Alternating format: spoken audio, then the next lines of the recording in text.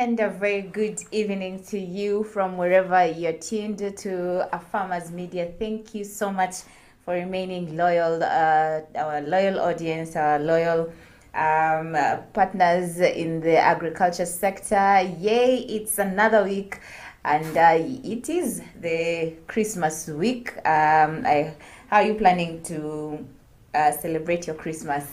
Myself, I don't know. I'm looking for livestock keepers who are herding either sheep or goats to at least chinja one mbuzi like this for Christmas, and then we can make merry and celebrate. But anyhow, how is the going? How are you? Is it raining wherever you are? How is the weather like? Comment on our comment section at a Farmers Media here on Facebook. You can also meet us on our other platforms at www.afarmers.com. We are also on Twitter at a Farmers Media, and also on Instagram, TikTok, and YouTube. Today we have a very interesting show that is lined up for you. We know the year has been one heck of a year where we've experienced one of the longest droughts, and food systems are changing. We're having to change to different kinds of we have to change our eating habits and our food systems because of the harsh climatic conditions.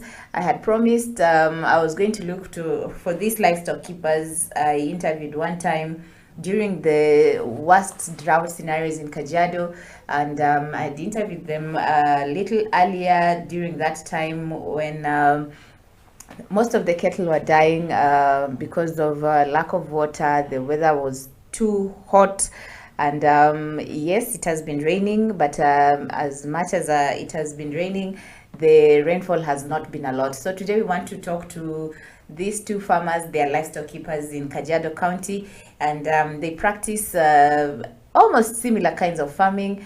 And from my past interactions with them, they are having to diversify from livestock keeping to crop farming. One of the farmers has also worked on improving his livestock. We want to link up with him and find and get to hear from him how he has been coping in the drought situation, and that is the basis of our discussion today. We want to talk about farming in drought regions. How are farmers coping with the ongoing drought? So we are trying to reach one of our guests who will be joining us via phone call just to hear from him. He's one of... Hi, Biden, how are you? Hello. Hello, how are you? Can you hear me? Hello. Hello, can you hear me? Jackie. Yes. Can you hear me? Hello? Hello? Yes, we are trying to connect with one of the farmers. He's called Bidan. Bidan is a livestock keeper from a place called Ololoitikoshi in Kajiado. Jackie. Yes, Bidan, can you hear me? Hello. Hello? Hello, Jackie. Can you hear me, Bidan? Hello? Hello? Yes, we are still trying to get a hold of our guest, and we'll be getting in touch with him just to find out how he has been coping with the ongoing drought situation. We'll take a short breather and... Yes, Bidan, how are you? Can you hear me now? Yes, I finally hear you. Yes, so thank you so much for making time to join us in today's discussion. How are you? How is the weather like where you're at, and how are you coping with the ongoing farming and drought? I know we are experiencing the longest drought ever as a country. How are you coping? Jackie is fine. It has been the toughest that we've seen, and probably the longest. Hello. Yes, I can hear you. Yeah, but we got a little bit of rain Mm-hmm. on 1st and 2nd November, Mm-hmm. and then it disappeared until very recently, a few days ago, probably like a week ago. Mm-hmm. We received rains again for 2 days. There's a lot of rain, Mm-hmm. and yeah, Can you hear me now, Bidan?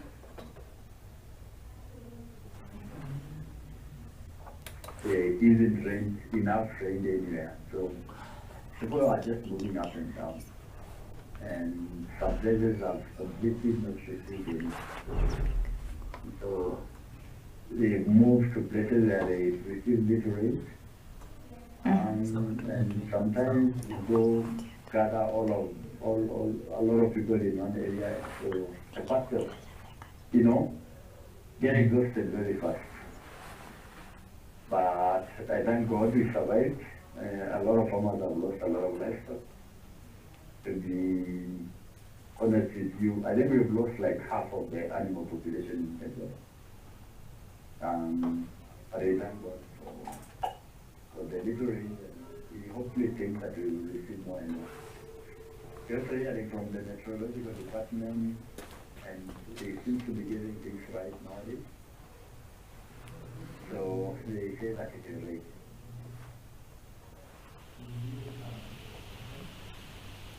Interesting. Yes, it's very sad, the situation in Kajiado, and I know many people have lost livestock, and I was going through your Facebook profile. I've seen you're trying to improve. There's one cow that I've seen on your Facebook. Tell me that cow. What kind of cow is that? I'm not sure what you've seen, but at Teseki we have generally a little bit of everything. We have Baran, Saiwal, and Flexi. So we're trying to cross all these breeds just to find a perfect balance for drought resistance and all that. Yeah. So I don't know. Flexi, Baran, and Saiwal. Generally very good breeds.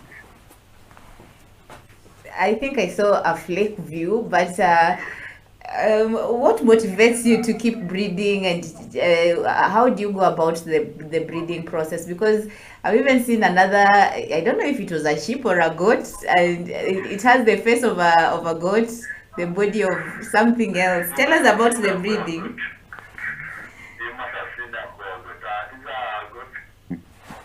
From South Africa. They're very good, very heavy, and they grow very fast. And they're highly sought all over this country now. On the cattle, the flexi, we use it to crossbreed our Saiwal, again to enhance growth and weight. And I'm surprised they are quite resistant to drought. In fact, more than some of our indigenous breeds. So basically, we trying to play around with beans and to find, like I said earlier, to find that perfect balance of disease resistance and drought. We can't say there is any animal or human that is, let's say, resistant to drought, but there are animals that can slightly tolerate it, and that is what we are trying to get. That's interesting. Because I was just going through your Facebook, and I was like, it's like a museum. How do you go about the breeding? You've talked about it being, how do you go about the breeding? Because you've talked about you're trying to work on animals that are resistant to diseases and drought. Like, because we have the debate of GMOs. And so when someone looks at your pictures, they're like, this is just GMO.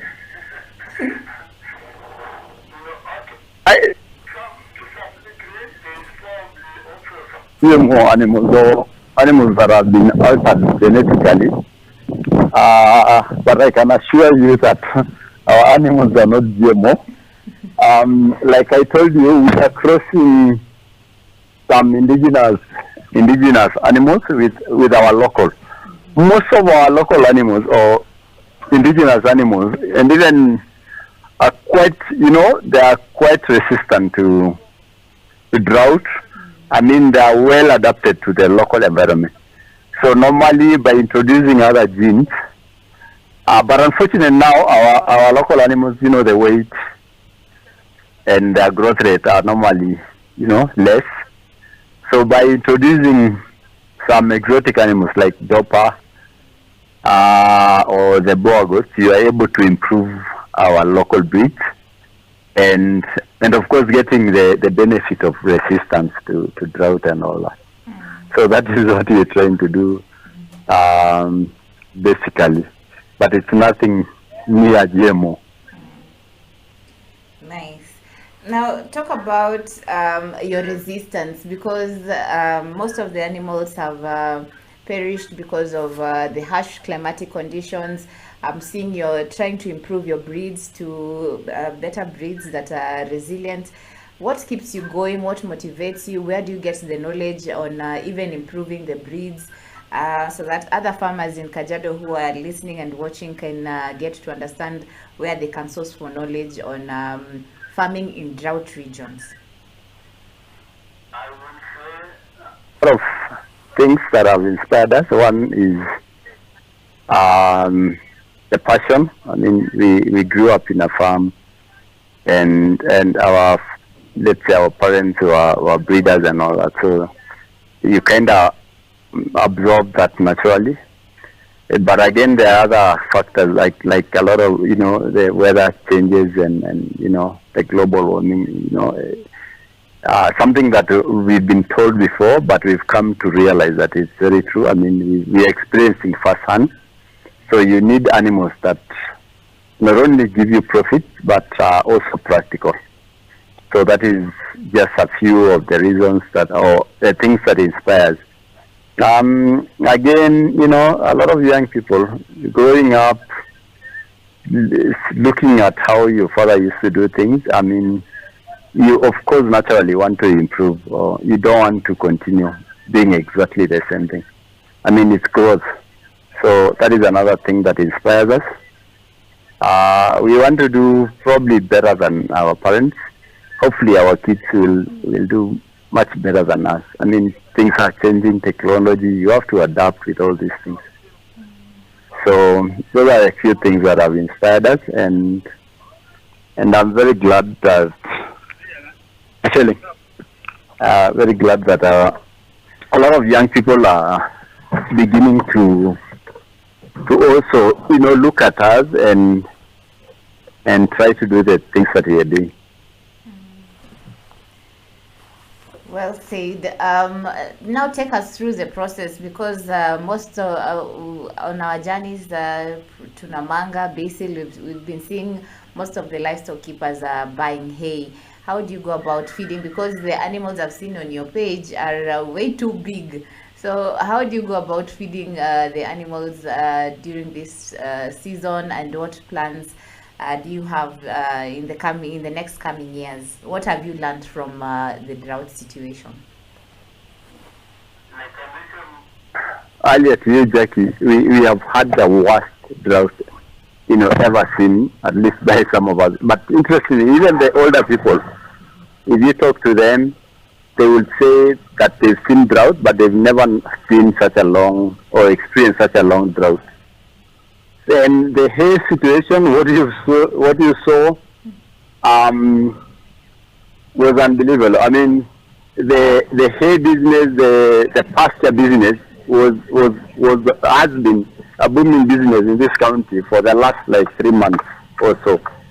There has been a very serious shortage of hay, and we've been bringing hay and pastures as far as Narok, Nakuru, Kiambu, all over, Laikipia, everywhere. We were getting pastures from everywhere. This includes, maize stalks, hay, rice stalks and wheat stalks, barley and all that. And we were just feeding our animals, whatever you will get, even banana stalks and all that, whatever.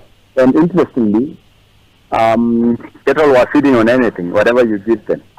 And they will wait for you, even in the evening. Whenever they hear vehicles coming, they are just acting like children. So there has been a very bad situation in this county. And like I told you before, we've lost half of the animals. You will find a person who had 300 cows, is left with 50 or less. And I would say everybody has lost in one way or another. Even if you haven't lost a cow, you probably lost 5 cows in terms of cash. So it's been very bad, and the prices of the hay had skyrocketed, to as far as 400 shillings per day. We're lucky now with the little rains, they are beginning to come down because of the demand has gone down.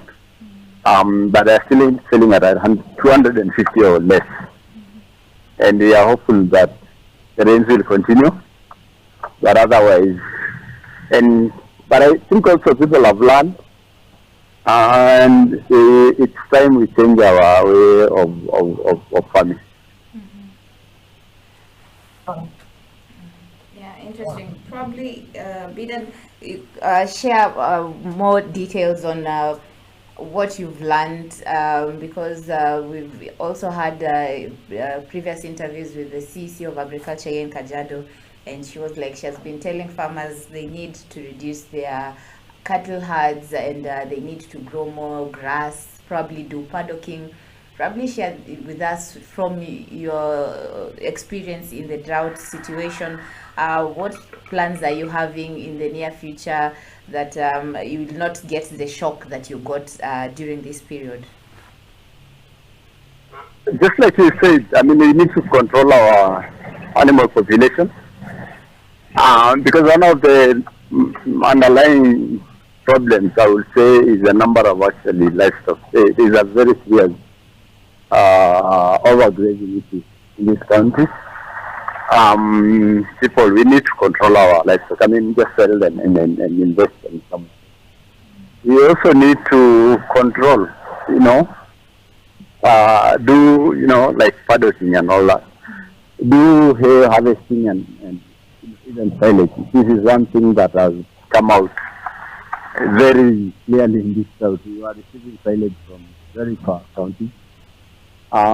Yes, so we basically need to do a lot, and I'm glad. In fact, some people are saying that probably God wanted us to learn.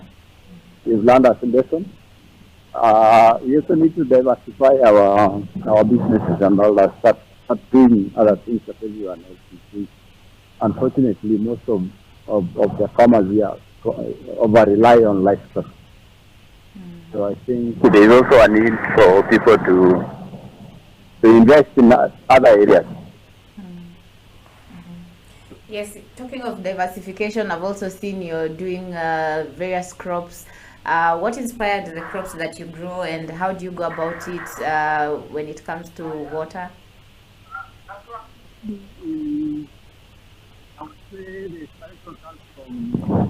Sorry, Bidan, we are not hearing you clearly.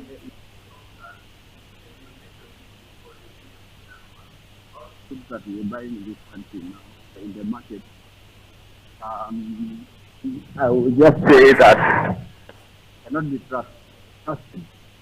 We are using herbivores and that drugs to control insects and all that. Some of them to boost growth and all that. So the main reason behind crop farming in our farm is to produce for our own consumption. Of course, we do produce more than enough, so we also sell it to our neighbors and all that. So basically, and this is one of the plans that we have, is to produce most, if not all, for our own consumption. From eggs to meat to vegetables to cereals. We're trying, and hopefully in the next few years we'll be able to produce everything that we need.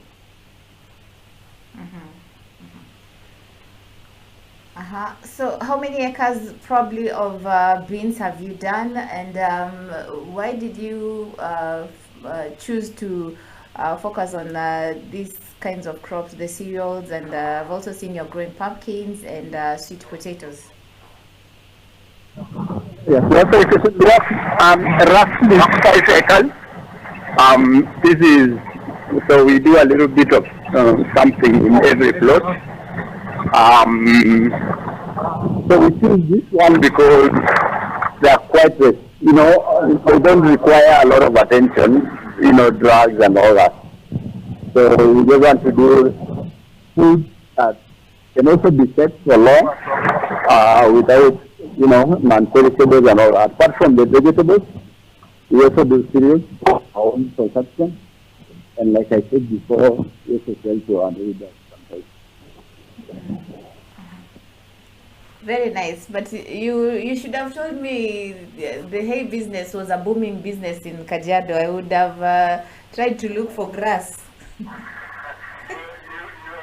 I'm sorry, to be very frank with you, we were confused and we were panicking all over. It is only a few weeks ago that we are able to settle down a little bit now, and to be honest with you, we could not say, there was just so much going on.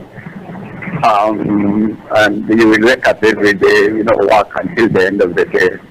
So please understand and accept my apologies, but I promise to tell you next time. No problem, Vidan. But thank you so much for always making time. Are you still importing Dopa sheep from South Africa? Tell us a little bit about the sheep. We only touched a bit on that sheep. We are planning to do a shipment in around March. Like I told you before, it's a kind of tedious process and of course expensive, but it's a manageable process. It's also very profitable. It's quite rewarding. Like I mentioned before, a lot of people are asking for this because they are good. So we are planning to do a shipment hopefully in March, and we continue improving our breeds and our neighbors' breeds, and generally improving this country's breeds. If you look at South Africa, these guys are doing a very serious job in breeding.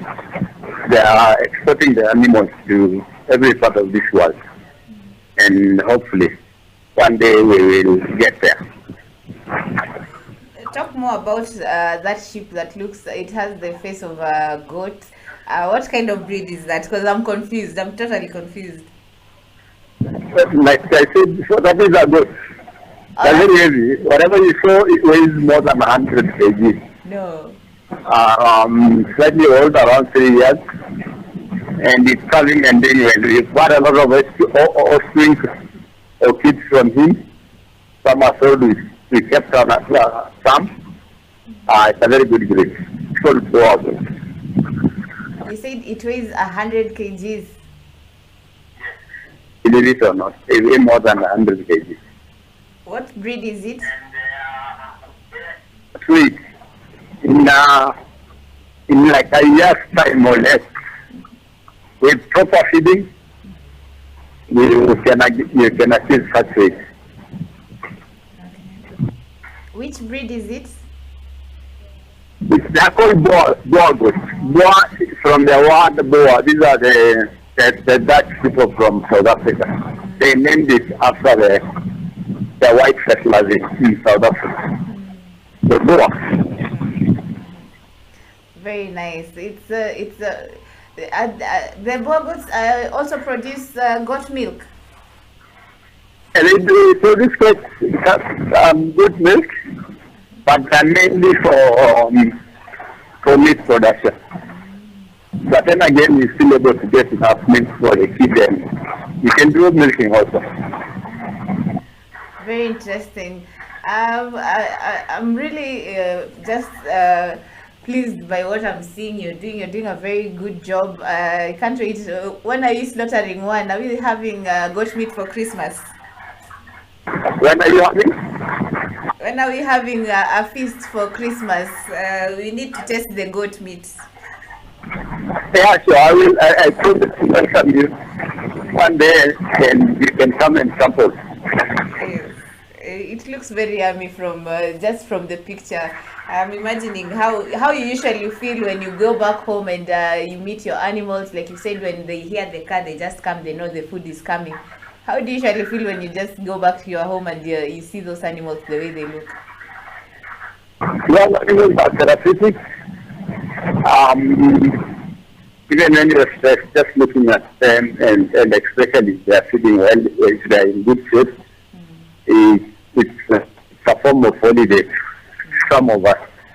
I am sorry, I think I will be losing you because I am on my way and the signal is not very good. Yeah, we noticed that. Probably your parting shots, because we've also taken much of your time. Your parting shots, what message do you have to tell people for Christmas? And To venture into farming, instead of summer heat and it is very hard to find jobs nowadays, but there are some jobs. Just do whatever you can. If you don't have land, you can even live because it's profitable. I mean, some of us rely on farming 100%. So if I say they're rewarding or profitable, you can believe me. thank you so much, Bidan, for making time to join us in today's discussion. We've really appreciated you sharing your pictures with us and how you're breeding and improving your breeds. And it's one good way of drought farming, because giving up is not an option. You need just to keep improving and diversifying to other things, and that way we'll deal with the climate, because it's already dealing with us. That is very true. It is very important that those practical things, that can be accommodated by the weather changes now. I mean, we have to adjust with time and the weather conditions also. Well, thank you so much, Bidan. That was Bidan Katet. He's one of the Dopa goat breeders.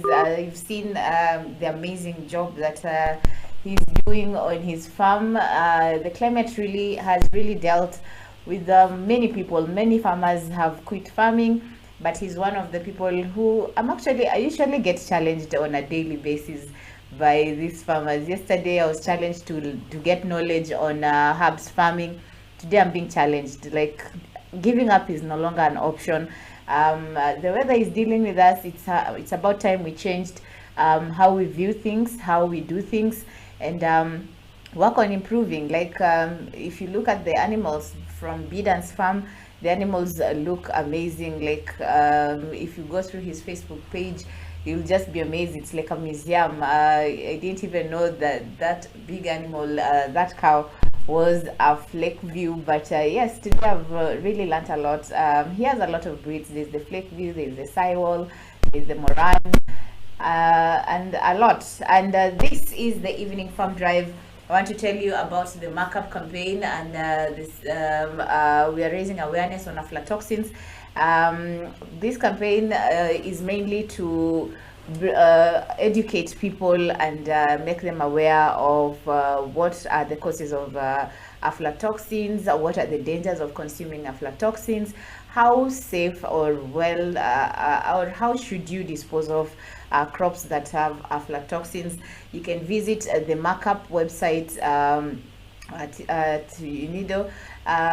The campaign is funded by the European Union and implemented by UNIDO, and here at our farmers we are trying to raise awareness. If you visit our Facebook page, you'll also get information about aflatoxins. Some of the crops that are affected by aflatoxins include peanuts, chilies, some spices, and yes, so that campaign that we are running.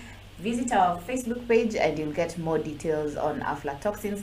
I'll be taking a short break, but do stay with us, because coming up shortly will be another livestock keeper who is also doing great things on this other side of Kajiado, and we'll be talking to him just to find out how has the drought situation been taking him. So I'll be back shortly. Let me take some water and see you in a bit.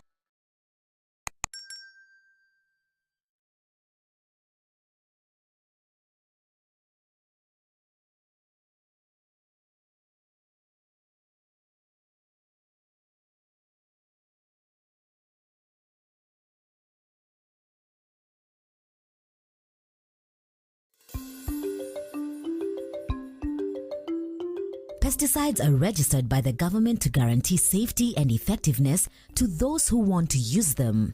This is assured only if you read and follow label directions for proper usage. Everybody wants to eat safe food, and one of the things that the international market requires is that we can actually assure them that the foods that we are growing are safe by providing details and records and documentation on the pesticides that we have used and how we have used them. So safe food is very critical to us, and we want to ensure that the farmers understand this, because safe food is also one of the big contributors to increased market access for our Kenyan products. Upon purchase of pesticides from a verified agrovet, farmers are advised to check on labels to ensure they are readable with clear instructions in local language, English and Kiswahili only. If not, or if they are difficult to read, poorly printed, or lack information, they are likely to be illegal or counterfeit. One of the features of a genuine product is the Pest Control Products Board number, whereby it's written PCPB in brackets here, that is Certificate of Registration, and then a numerical number of 4 digits, that is number 1. Then the other thing that you should look at is that the label should be in English and Kiswahili without another language. Not either Kiswahili or English, but both should be there. And generally, we encourage farmers to get used to products, such that when you realize there is a change in a product, you can really tell and maybe inquire more from the agrovet attendants. Check labels for valid date of manufacture, expiry date, and batch number. Check the product label for the product registration number provided by the Pest Control Product Board. Only apply the amount as directed on the labels. More is not better and can cause harm to human health, damage crop, and elevate pesticide residues. Different markets have set different requirements. And if the farmers are not using the pesticide in the right way, there is also a likelihood that our produce will be intercepted by different importing countries. Our produce will lose, competitiveness, because these increased controls, they are published. Different consumers are able to know that which country is exporting produce that is unsafe to their consumers, and therefore most of consumers will tend to shy away, from our produce.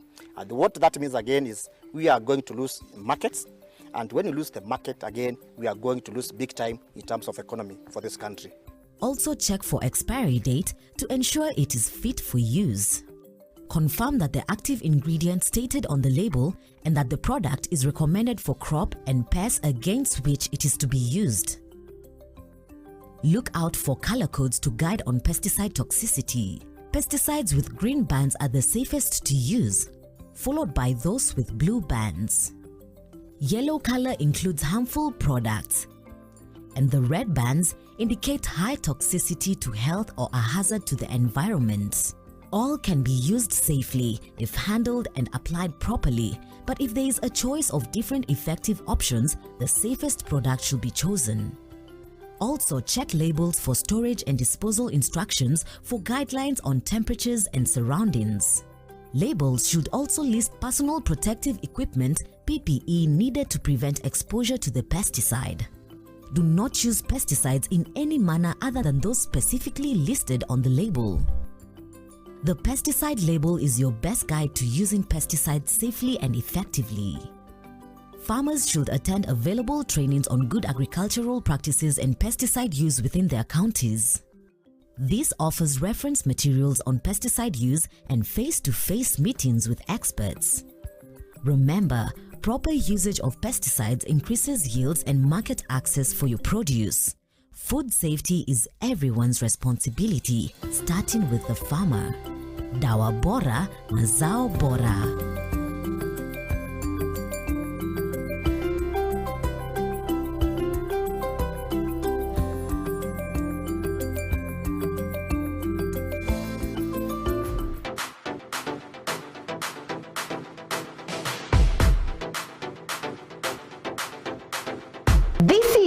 This is A Farmers Media. A Farmers Media. We tell you the stories of African farmers.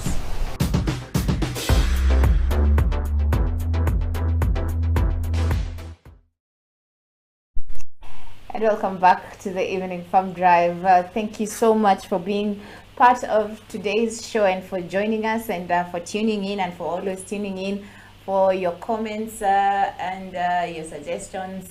We're just counting down days to the new year. Christmas has just ended. And yes, tell us your New Year's resolutions. What are your plans for next year? I know climate change has really affected us in one way or another. What are you planning to do different? Myself, I'm planning to stop putting some different kinds of caps and hats on my head, change my look to look something different. And yes, there are so many resolutions that I'm making for the next coming year. Share with us, what are your plans and your thoughts? How would you like us to be featuring you on your farms? Would you like also to be featured in one of our shows? Tell us, and we'll most definitely get in touch with you. Now let's have a look at some of the stories that making heads up even as we move into a new year. Experts have warned that climate change has led to the emergence of new pests and diseases, complicating farming activities in Kenya. The Agrochemicals Association of Kenya has expressed concern that the emergence of new diseases and invasive pests was destroying agricultural crops and forest cover, threatening food security and the environment. This is a developing story that we'll most definitely be following up, just to find what are some of these pests that are being brought about by climate change. What are some of the diseases and which mechanisms can farmers adapt in dealing with such kinds of pests? We'll also be linking up with some of the experts just to give us an overview of what they think about the ongoing climatic conditions. It has not only affected our food systems, our food baskets, but also, as you're hearing from the news, is that it's also creating a convergence of some other kinds of pests and diseases. Now, climate resilience, Kenyan farmers are adapting to extreme weather by growing indigenous crops. Yes, true, that is one of the ways that farmers need to start adapting, because with the indigenous vegetables like terere, kunde, there are some of the crops that are resilient, as you've seen from our first interview with Bidan. He's also doing cowpeas, pumpkins, sweet potatoes. These are crops that do not require a lot of water. Like he says, they don't require much attention. Yes, so it's a nice way of dealing with the ongoing drought situation. In other news, experts are still warning, even as most parts of the country are experiencing some little rains. The experts here who are saying the drought situation remains critical in 20 of the 23 ASAL counties during the month of November and December. Rains have been reported across the country, bringing with it some respite. Unfortunately, in the south regions such as Kajiado here, where our office is at, the current short rain season has so far underperformed, marked by late onset and poor distribution and precipitation amounts. This has raised a real possibility of a fifth failed season, and that's in its is a way of telling farmers, the way just the conversation we've had with Bidan is we should not depend on the rain. We should start devising mechanisms of dealing with the drought situation. We want to get in touch with yet another farmer who is a livestock keeper in Kajiado. His name is Moses. He's also one of the farmers who was affected by the drought, lost a lot of livestock. The last time we talked to him, he had said he had lost about 70 of his herd. And yes, it has been raining. Let's find out and hear from him on his thoughts about the weather patterns and what new mechanisms he's... Hello Moses, habari yako? Poa sana, uko hewani tunafanya show. Unanisikia? Unanisikia? Sasa tunafanya show, tuelezee kidogo Moses, unaendeleaje? Mvua imenyesha kwanza mahali huko, umekuwa ukiendeleaje na hii kiangazi?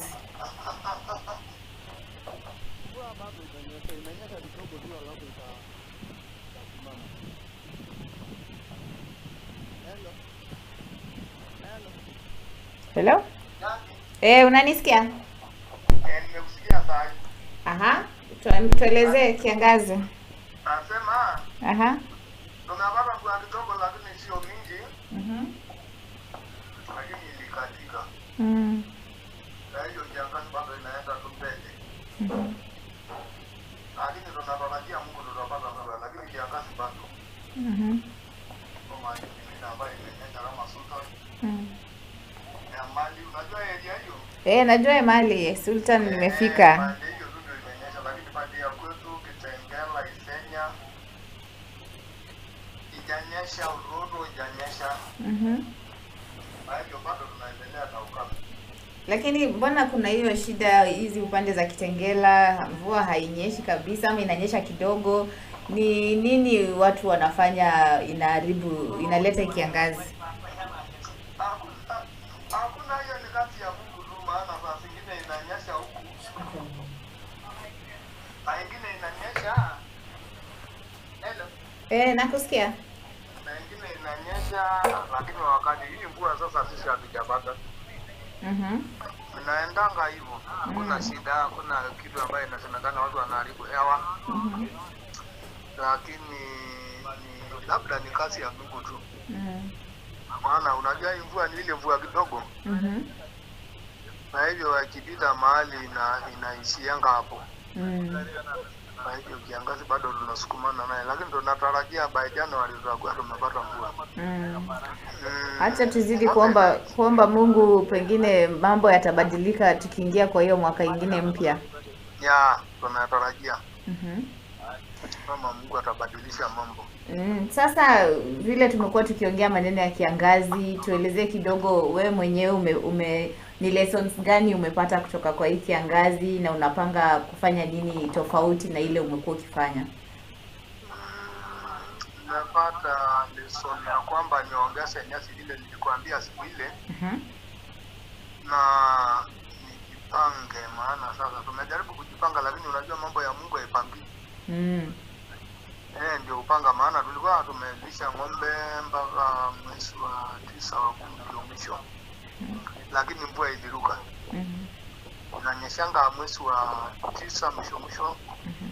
Mpaka mwezi wa 10. Lakini leo wakati huo kwa hivyo tumeona mpaka sasa kila mtu ajipange, maana tunakanga baada ya miaka 5 kiangazi. Ndio unaona tunajaribu kupanga. Unajua kama hakuna mvua, hakuna mahali utakata nyasi. Mpaka wewe unategemea hiyo kwenda kununua kutoka mbali. Na tumekuwa tukiongea na leaders wa huku Kajiado, wamekuwa wanaambia wakulima wengi wa ng'ombe wapunguze ng'ombe. Wewe unaonaje hiyo? Mnakubaliana na hiyo? Kwa sababu wakati wa kiangazi shida inakuwa ni chakula, kupatia ng'ombe nyasi. Wewe unaona hiyo maneno ya kupunguza ng'ombe inawezekana? Hiyo mambo ya kupunguza ng'ombe haiwezekani, maana hata ule mtu wako na ng'ombe 10 zimekufa. Kwa hivyo hata ukiwa na ng'ombe 5 hivi angati imenyang'anya watu. Hakuna kujipanga ati ng'ombe iwe ndogo chache. Hakuna. Para tu kila mtu ajipange, lakini sio ati ng'ombe iwe chache. Unajua sasa shida mvua kama inyeshi, watu wamejaa mahali ambayo ng'ombe inakulia. Sasa zaidi hapo ndio inaleta kiangazi, maana watu wamejaa sana. Ile mashamba makubwa, mahali kubwa ambayo ng'ombe ilikuwa inalishwa. Sasa kuna kila mtu ameenda kwake, labda unabaki na eka 10, mwingine anabaki na eka 20. Au kuna zaidi ya ng'ombe kama 50. Na mbuzi 100 ama 150. Sasa kujipanga sasa ni wewe ujipange kujiweka, lakini hakuna vile unajipanga kwa sababu hadi ng'ombe nyingi, hata wale wako na ng'ombe 10 zimekufa. Maana shida ni pesa. Maana unazalisha ng'ombe kama miezi 2 hivi. Mahali ya malisho inatakiwa ng'ombe watu walishe ni miezi 2 peke yake. Zaidi ya miezi 2 huwezi. Kwa hivyo kujipanga, hakuna kujipanga ni ng'ombe ndogo. Maana nimekuambia dunia imekuwa kidogo mashamba. Mvua hakuna. Kwa hivyo ni vile tu kama uko na ng'ombe mingi ya kufanya tu. Unajua hata wale watu wako na ng'ombe mingi, hiyo ni kama benki. Unajiwekea. Alafu watu anafanyia kazi. Maana wakati iko siku ambayo utasema utaenda kutoa pesa ambayo yako kwa bank kama una lengo. Hapana. Kutoa hiyo pesa. Iko. Hakuna maana. Mpanga kwanza wewe na mpango vile utafanya hii ng'ombe ukiuza ng'ombe 10 ninaweka mali. Yanga kwa nyasi na kwa zingine, lakini wewe usiuza tu kwa sababu ng'ombe ilikuwa mingi na una kazi unafanyia. Mpaka uuze ndio upate kazi ya kufanya. Hiyo ni vizuri. Umesema maneno ya kupunguza ng'ombe, hiyo haiwezekani. Hiyo haiwezi leta shida. Haiwezi leta shida. Na sasa kiangazi kiendelea, kuna story nimesoma hapa ya gazeti wanasema bado hii kiangazi inaenda kuendelea na mvua haikuji. Sasa umeweka mikakati gani kuendelea mbele ya ndio isiweze kukuaffect vile imekuaffect hii mwaka? Kama kiangazi inaendelea si ng'ombe itaisha? Kama kiangazi kama mvua wanasema mvua inyeshi. Si kiangazi itaendelea basi. Kwa hivyo hakuna kitu itabaki, lakini sasa mvua ikinyesha ile kitu naambia watu wajue kwamba beria yetu ni miaka 5 tu. Tukifika miaka 5 kiangazi ndio hiyo. Kwa hivyo hiyo ndio tumejipanga. Mwaka 5 na mwaka 4 ya 5 anza kuuza ng'ombe yako. Kujipangia hata kama una namuna uuse ng'ombe uweke bank uwe unakula na ulishe zile zingine chache umeacha. Kuna mkulima mwingine tumeongea na yeye leo, ametuelezea vile yeye ameimprove ng'ombe wake. Alikuwa na the Masai Morans, sasa ako na Flake View, ako na breeds zingine. Wewe umeweka breeds gani na uko na mpango gani kama unataka unaweza kuziimprove? Ile tu zile vile nimejipanga wakati nilikwambia mimi nakatanga nyasi. Ni hiyo tu, alafu sasa labda nijipange nikae nikijua miaka 5. Miaka 5 ikija hapa kwetu tumejua hakuna mvua.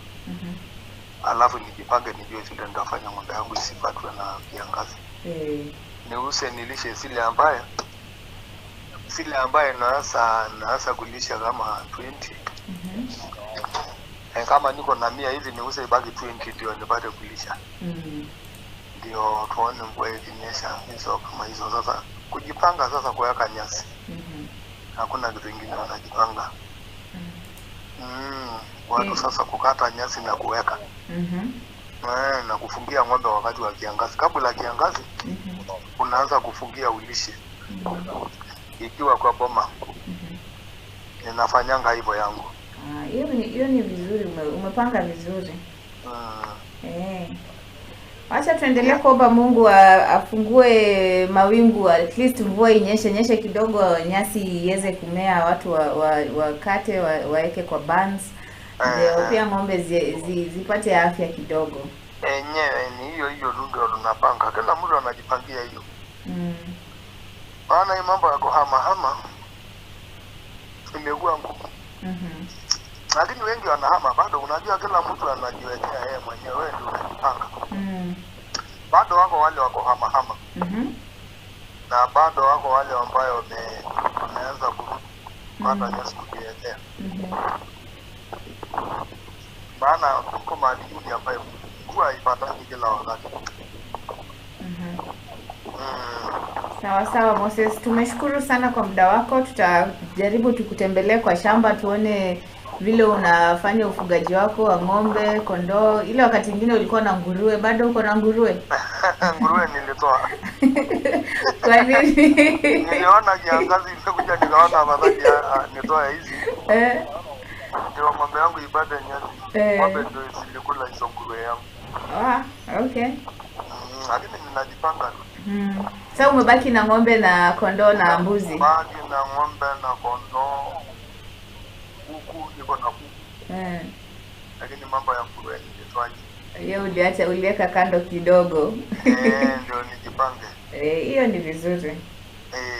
Sasa sisi tunakutakia kila laheri na ukuwe na mwaka mpya mzuri, at least mvua pia tunaomba inyeshe, tunaweka fingers crossed na tutakutafuta. Kuku lazima tukule. Umesema tunachinja kuku 10. Mingi maana makuku sasa ndio zimenona. Hiyo ndio tutachinja ukija. Akuchinjia kuku. Sawa, tutakutafuta. Tumeshukuru sana kwa muda wako. Okay, Jack. Haya. Hata mimi. Haya. Sawa. That has been Moses, one of the livestock keepers in Kajiado. He comes from a place called Oltoruto in Kajiado before you get to Namanga. And we've been talking about farming in drought. The situation has really hit, and experts are saying that the rains are still failing. So it's about time farmers drafted new ways of farming. We are asking farmers to continue remaining resilient. It's not yet time to give up. Devise new mechanisms. Talk to people like Bidan. He'll guide you on the various ways of averting the shocks that come with the harsh weather patterns.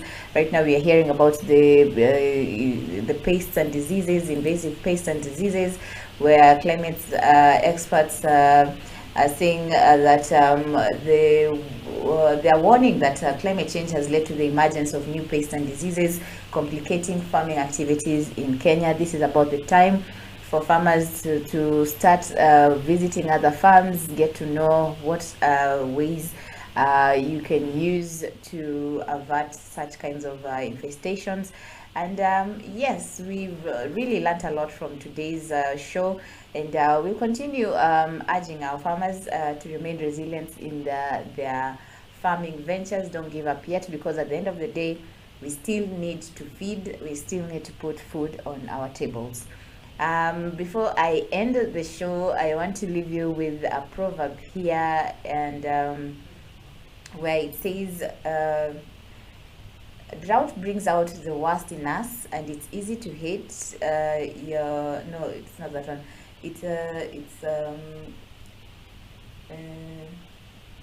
The world is a drought when out of love. The world is a drought when out of love. And us here at Farmers, we want to just leave you with a lot of love as we go into the new year, stepping into the new year. Step in style, step in resilience, step in a different way, devise new ways of doing things. I've been your host, Jackie Mo.